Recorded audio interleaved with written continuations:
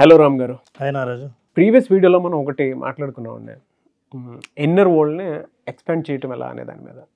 అయితే కొంతమంది భయంతో ఆగిపోతారని చెప్పేసి అన్నారు మీరు. మనలో ఉండేటువంటి ఏ లిమిటెడ్ బిలీఫ్స్ ఏవైతే ఉంటాయో దానివల్లే ఎక్కువ మంది వాళ్ళలో ఆ టాలెంట్ ఉన్నా కూడా బయటికి రాలేరు. అర్హత ఉంటుంది, స్థాయి ఉంటుంది, కానీ ఆ పక్కనోడికి మాత్రం తెలిసినంత బాగా వీళ్ళకి తెలియదు. తెలిసినా అక్కడ దాకా వెళ్ళారు. ఏం ఎక్కువగా ఆపుతూ ఉంటుందండి వాళ్ళని? డాక్టర్ సచిన్ రాజ్ అత్యాధునిక వరల్డ్ క్లాస్ ఫిజియోథెరపీ ట్రీట్మెంట్ తో అన్ని రకాల నొప్పులకు శాశ్వత పరిష్కారం. నారాజు, మార్పు మాట్లాడుకోవడానికి చాలా అందంగా ఉంటుంది. ప్రతి మనిషి తన జీవితంలో మార్పు కావాలని కోరుకుంటాడు. అందరికీ స్వర్గం కావాలి, కానీ చచ్చిపోవడానికి ఎంతమంది సిద్ధపడతారు? మార్పు అందరికి కావాలి, కానీ సాహసం ఎంతమంది చేస్తారు? అయితే మార్పు కోరుకొని మారకపోవడానికి చాలా కారణాలు ఉంటాయి. చాలామంది నేను కూడా మారాలండి, నిజంగా మారాలనుకుంటున్నాను, ప్రయత్నం చేస్తున్నాను, ఫెయిల్ అవుతున్నాను, ఇవన్నీ మనం వినిపిస్తుంటాయి. కానీ వాళ్ళు ఎప్పుడు ప్రశ్నించుకోరు ఎందుకు మారలేకపోతున్నాం అని. మొట్టమొదటి కారణం ఏంటంటే ల్యాక్ ఆఫ్ క్లారిటీ. అసలు నేను ఏం మారాలి, ఎందుకు మారాలి, ఈ రెండు ప్రశ్నలకు సమాధానం లేకపోతే జీవితాంతం ఈ మాట వాడుతూనే ఉంటాడు, నేను మారాలి అని. ఎందుకంటే ప్రపంచం మారుతుంది, అందరూ మారాలంటున్నారు, నేను కూడా మారాలనుకుంటున్నాను, కానీ ఏం మారాలో ఎందుకు మారాలో తెలియదు.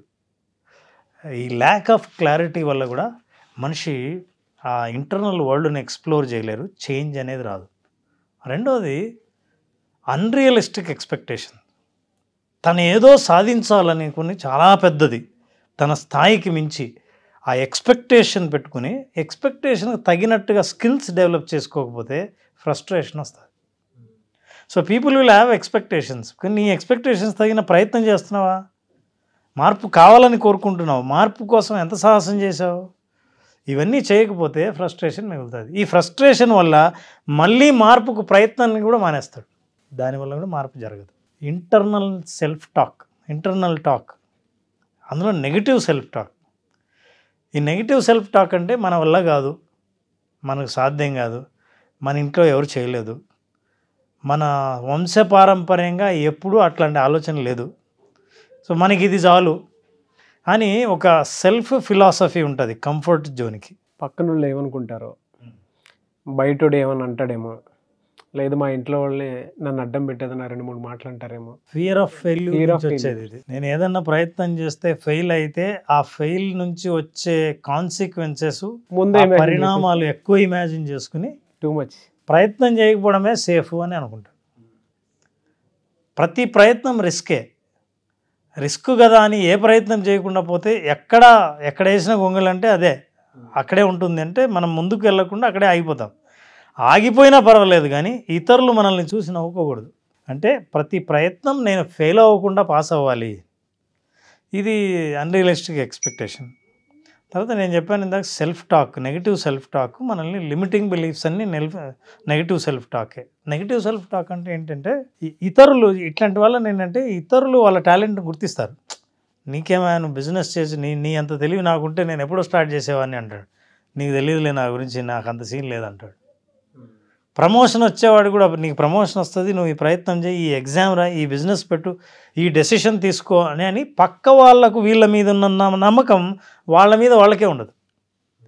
అందుకే ఇంట్లో వాళ్ళు కూడా సపోర్ట్ చేస్తుంటారు. హాయిగా నువ్వు ఈ పని ఎందుకు చేయకూడదు, సక్సెస్ఫుల్ అవుతావు, నీకు ఈ టాలెంట్ ఉంది కదా, ఈ స్కిల్ ఉంది కదా అని. నీకు తెలియదు, అసలు చాలా కాంపిటీషన్ ఉంది, అసలు ప్రపంచంలో నాకంటే ఎక్కువ స్కిల్ ఉన్న వాళ్ళు ఉన్నారు, నువ్వేంటో అనుకుంటున్నావు, అంత ఈజీ కాదు సక్సెస్ అవ్వటం అని తనకు తానే సెల్ఫ్ టాక్తో ఆగిపోతాడు. This is one reason.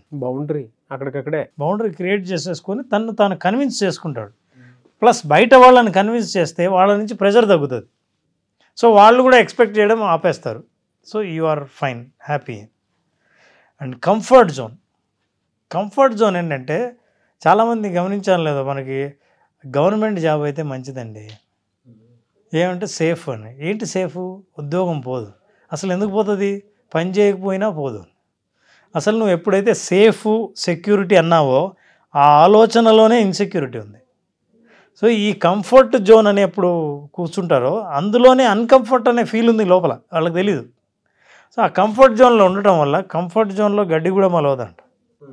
కంఫర్ట్లో ఉన్న వాళ్ళు ఇక ఏమీ గ్రో అవ్వరు. గ్రో అవ్వకపోగా వాళ్ళు ఏమనుకుంటారంటే ఇప్పుడు బాగానే ఉంది కదా, అనవసరంగా మనం ముందుకు వెళ్ళాలా, దీని తర్వాత వచ్చే పరిణామాలను ఫేస్ చేయాలా, అవసరం లేదులే అని అక్కడే ఉంటారు. అయితే ఉంటారు కానీ ఏదో నేను డెవలప్ అవ్వాల్సిన స్థాయి డెవలప్ అవ్వలేకపోతున్నానే అని ఆలోచిస్తుంటారు.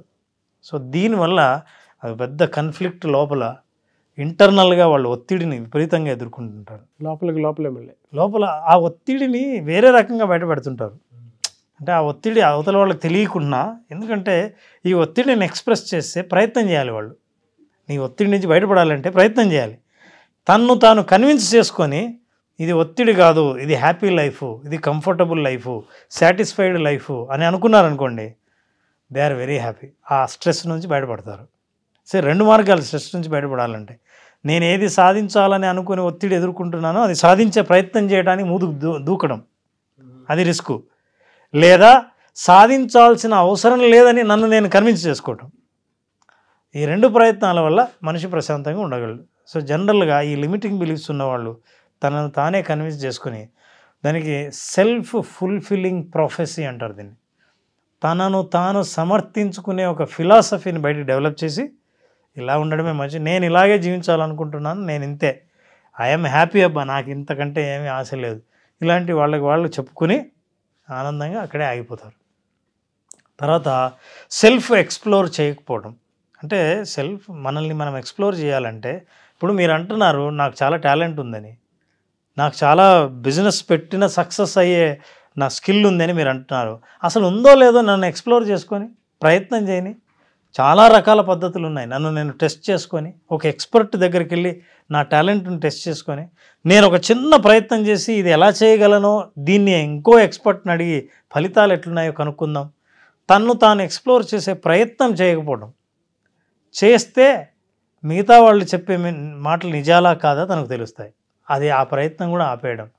సో ఇలాంటివన్నీ ప్రవర్తనల వల్ల మనిషి చేంజ్ కోరుకుంటాడే తప్ప చేంజ్ అవ్వడు. ప్రపంచం మారాలనుకుంటాడే తప్ప తాను మారడు. తను మారాలనంటే ఇతరులు మారితే తనలో మార్పు వస్తుందని అనుకుంటాడే తప్ప నేను మారితే ఇతరులు మారుతారని అనుకోడు. సో ఇవన్నీ ప్రధానమైన కారణాలు. సెల్ఫ్ ఎక్స్ప్లోరేషన్, ఇంటర్నల్ వరల్డ్ని ఎక్స్పాండ్ చేయకపోవడానికి ఇవి కారణాలు. ఒక్కొక్క మెచ్యూరిటీ వచ్చిన తర్వాత కంఫర్ట్ జోన్ బ్రేక్ చేయలేదు అని అంటే ఆ నాలెడ్జ్ దేనికి పనికిరాదండి అస్సలు. అంటే కంఫర్ట్ జోన్ అనేది మనిషికి భయం వల్ల సృష్టించుకున్నదే. ఎందుకంటే ఇది దాటితే ఏమవుతుందో అన్న భయం. కానీ దాటితే డర్కి ఆగే జీత్ హై అంట. భయం ఉంటుంది, భయాన్ని దాటితే విజయం ఉంటుందని. కానీ ఆ భయం లైన్ టచ్ చేయడానికి భయం, ఎందుకంటే అది భయం కాబట్టి. సో దాని నుంచి కొంతమంది, ఫర్ ఎగ్జాంపుల్ చాలామంది నేను చూశాను, ఆపరేషన్ చేయించుకోవడానికి ఆ నొప్పికి భయపడతారు. కానీ ఆపరేషన్ చేయించుకున్న తర్వాత కంఫర్టు, అంటే ఖచ్చితంగా ఆపరేషన్ చేయించుకోమని కాదు, వాళ్ళకి తెలిసినా సరే, కానీ ఆపరేషన్ అప్పుడున్న పెయిన్కి భయపడి 10 ఏళ్ళు బాధ అనుభవిస్తారు తప్ప ఒక్కరోజు ఆపరేషన్ బాధ అనుభవించరు. Exactly life అట్లాంటిదే. నిన్ను నువ్వు ఆపరేట్ చేసుకుంటే నిన్ను కొత్తగా ఆవిష్కరించుకోవచ్చు. ఆపరేషన్ పెయిన్కి, అంటే ఆ నైఫ్ పెయిన్కి భయపడి నువ్వు ఉంటే నీ జీవితాంతం బాధపడడానికైనా సిద్ధమే, కానీ తెలిసిన బాధ, తెలియని బాధకు సిద్ధపడం. అట్లా ఎవరైతే సిద్ధపడతారో, అందుకే ఓ సామెత ఉంది, ఎప్పుడైనా సరే నీ ఒడ్డును వదిలేస్తే తప్ప కొత్త ఐలాండ్స్ నువ్వు కనుక్కోలేవు. కొత్త దీవుల్ని కనుక్కోవాలంటే నీకు కనిపించే ఊరుని నీకు కనిపించనంత దూరం పోతే కొత్త దీవి కనిపిస్తుంది. అట్లా కాకుండా మా ఊరు కనిపించాలి నీళ్ళల్లో, ఇట్లా కొత్త దీవి నేను కనిపెట్టాలి అంటే 2 కనిపిస్తే అందరికీ కనపడతాయి కదా. కానీ నువ్వు ఎప్పుడైతే రిస్క్ తీసుకొని మీ ఊరిని వదిలేసి ఎక్కడికి పోతున్నావో తెలియకుండా వెళ్తే తప్ప నీకు కొత్త దీవి కనపడదు. సో కొత్త దీవుల్ని కనిపెట్టాలంటే మనకు ఒడ్డు కనిపిస్తుంది అన్న సేఫ్టీని వదిలితేనే కొత్త దీవి కనిపెడతావు. ఎక్కడికైనా వెళ్ళొచ్చు, but that is a risk. అప్పుడే నువ్వు ఎక్స్ప్లోర్ చేస్తావు. So this is how you have to explore in our life. మీరు ఇప్పుడు చెప్పిన 2 ఎగ్జాంపుల్స్ ఉన్నాయి కదండి, ఆపరేషన్ ఒకటి, ఈ కొత్త దీవిది. దాని బిఫోర్ మీరు మాట్లాడేటప్పుడు నాకు ఒక నేచర్లో ఉండేటువంటి న్యాచురల్ ప్రాసెస్ ఒకటి గుర్తొచ్చిందనమాట. ఎగ్లో ఉండేటువంటి బేబీ తన కంఫర్ట్ జోన్ బ్రేక్ చేసి బయటకు వచ్చినప్పుడు జీవితం ఒకలా చూస్తుంది, లోపల ఉన్నప్పుడు ఆ మెచ్యూరిటీ పీరియడ్ వచ్చేంత వరకు ఒకలా చూస్తుంది. నాకు అది గుర్తొచ్చింది. నేచర్లో రిస్క్ అని అనుకునేటువంటిది నేచరే తెలియకుండా అన్ని కంఫర్ట్ జోన్ చుట్టూ సమకూరుస్తుంది. బట్ ఆ విషయాన్ని గ్రహించలేం. అది నాలెడ్జ్. గుడ్డు బయట నుంచి పగిలితే చావు, లోపల నుంచి పగిలితే జీవితం. అవును. తన పిట్టే పగిలగొట్టుకుంటే తన బయటికి జీవితంలో ప్రపంచంలోకి వస్తుంది. మనం పగలగొడితే ఆమ్లెట్ అవుతుంది. సో నువ్వు ఇంటర్నల్గా నిన్ను నువ్వు ఎక్స్ప్లోర్ చేసుకుంటే నీకు జీవితం. బయట ప్రపంచమే నిన్ను ఎక్స్ప్లోర్ చేసే పరిస్థితి వస్తే అప్పటికి నీకేముండదు. అవును. సో నారాజు, ఎవరైనా సరే చాలామందికి అనిపిస్తుంది నిజంగా నాకు పొటెన్షియల్ ఉందా, నేను ఎట్లా ట్రై చేసుకోవాలి అని. ఐ కెన్ సజెస్ట్ ఇట్లా చేసుకోవాలనుకున్న వాళ్ళు, అంటే ఎవరైనా సరే వాళ్ళ మీద వాళ్ళు ప్రయోగం చేసి నిజంగా నాకు ఎంతవరకు ధైర్యం ఉంది, నన్ను నేను ఎంతవరకు ఎక్స్ప్లోర్ చేసుకోగలను అని అనుమానం ఉన్నవాళ్ళు ఒక 2 ప్రయత్నాలు చేయొచ్చు. ఏంటి సార్ అవి? నెంబర్ 1 వీక్ మీరు ఒంటరిగా ప్రయాణం చేయండి. ఎక్కడికైనా సరే ప్రయాణం చేయండి. మీ అనుభవాలన్నీ జర్నల్ చేయండి. మీ అనుభవాలు ఎట్లా ఉన్నారు, వ్యక్తుల మనస్తత్వాలు, ఎవరు మీతో ఎట్లా ప్రవర్తించారు, మీరు ఎలా మాట్లాడగలిగారు, మీ అనుభవాలన్నీ జర్నల్ చేసి ఈ 1 వీక్ మీరు ఒంటరిగా మేనేజ్ చేసుకోగలుగుతున్నారా? ఎందుకంటే ఈ సెల్ఫ్ ఎక్స్ప్లోరేషన్ చేయలేని వాళ్ళు ఎప్పుడూ ఎవరో ఒకరు తోడు కోరుకుంటారు, ఒక సెక్యూరిటీ కోరుకుంటారు. అలా కాకుండా ఒంటరిగా చేయాలి. అది మిమ్మల్ని మీరు ఎక్స్ప్లోర్ చేయడానికి. యాక్చువల్ చాలా విషయాలు ఇవి చేసిన తర్వాత వాళ్ళే అరే నా గురించి నాకు ఇన్ని విషయాలు తెలిసాయని అంటారు. రెండోది, వీళ్ళకి సోషల్ ఫోబియా ఉంటుంది. అంటే ఇంతగా అనుకున్నామని సోషల్ అప్రూవల్ కోసమని, ఇతరులు ఏమనుకుంటారో, వాళ్ళు యాక్సెప్ట్ చేస్తారో లేదో, వాళ్ళు మనల్ని ఏం కామెంట్ చేస్తారో అని ఆ సోషల్ అప్రూవల్ కోసమే ఎదురు చూస్తూ ఉంటారు. కాబట్టి వీళ్ళు ఏం చేయొచ్చు అంటే వారంలో కనీసం 2 4 వారాల పాటు, అంటే 8 మందిని కొత్త వాళ్ళని పరిచయం చేసుకొని 5 నిమిషాల పాటు మాట్లాడాలి. మీరు వాళ్ళని ఎంగేజ్ చేసుకోవాలి. వాళ్ళు మీ ఆఫీసులో వాళ్ళు అయి ఉండకూడదు, మీ వృత్తిలో మీకు తెలిసిన వాళ్ళు అయి ఉండకూడదు. కొత్త వాళ్ళని మీకు మీరే పరిచయం చేసుకుని వారానికి 2 4 వారాల పాటు 8 మందిని పరిచయం చేసుకుని మాట్లాడండి. అప్పుడు మీకు తెలుస్తుంది మీరు మాట్లాడుతున్నప్పుడు మీ గురించి ఏం చెప్పాలి, ఎలా పరిచయం చేసుకోవాలి. ఇప్పుడు ఆలోచన చేయడం మొదలు పెడతారు.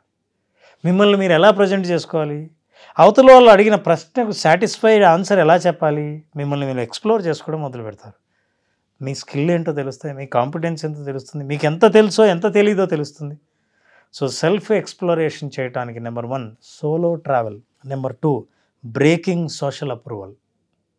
ఏమనుకుంటారో కాకుండా వెళ్ళి మాట్లాడడం. ఫర్ ఎగ్జాంపుల్ పబ్లిక్గానే ఎవరినైనా ఏదైనా ఒక మంచి పని చేయడం చూస్తే నేరుగా వెళ్ళి మిమ్మల్ని మీరు పరిచయం చేసుకునేవండి, మీరు పలానా మంచి పని చేశారు, మీరు వేదిక మీద బాగా మాట్లాడారు, నాకు బాగా నచ్చింది అని చెప్పడానికి మీరు అట్లాంటి వాళ్ళని పరిచయం చేసుకుని మాట్లాడండి. ఏ వయసు వాళ్ళనైనా సరే మాట్లాడడం వల్ల మిమ్మల్ని మీరు ఆవిష్కరించుకుంటారు. Internal and social phobia 2 break అవుతాయి సార్. తప్పకుండా. అవును. చాలామంది జ్ఞానం వచ్చిన వాళ్ళు ఉన్న చోటును వదిలి ప్రయాణం బయటికి చేసిన వాళ్ళే. అది ఎవరైనా కావచ్చు, స్వామి శంకరాచార్య కావచ్చు, బుద్ధ భగవానుడు కావచ్చు, ఎవరైనా సరే ట్రావెల్లో నేర్చుకున్న వాళ్ళే. గ్రేట్ ఎక్స్ప్లెనేషన్ అండి. Thank you so much Ram గారు. Thank you Naraj.